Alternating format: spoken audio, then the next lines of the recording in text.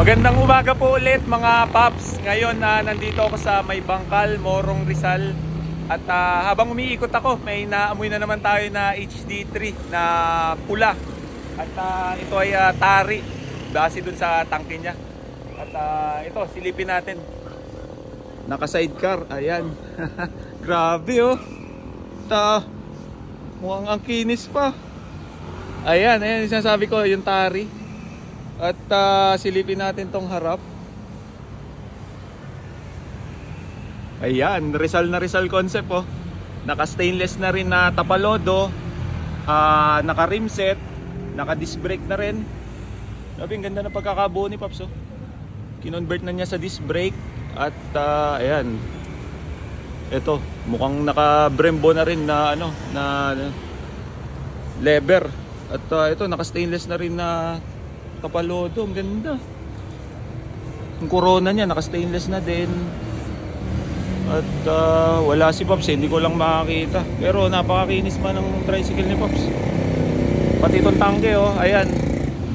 Meron siyang, ayun, in-improvise na yung lagay niya ng tuti.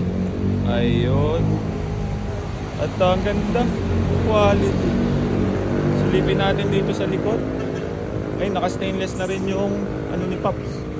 Ito, yung sa kabitan ng ano, ng sidecar dito sa likod. Pati itong carrier, ito naka-stainless na rin. At silipin natin tong ambutso. Mukhang Tanay silencer. Ayan. Straight lang oh. Makinis.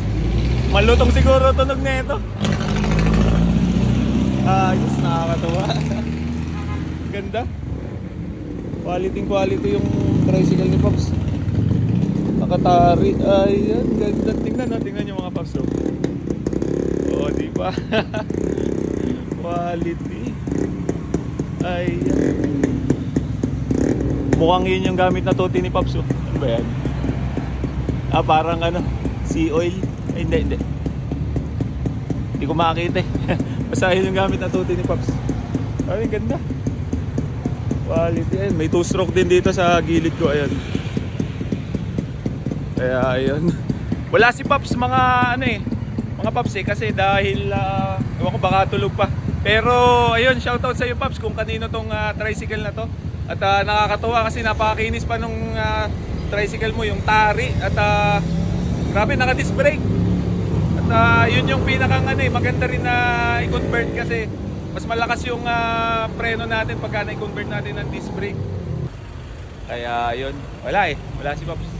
Maraming salamat mga Pops sa lahat ng sumusubaybay ulit sa atin sa 2-stroke, lalo na sa HD3 tsaka sa Brutus. Kaya ingat po sa atin lahat and God bless. Thank you.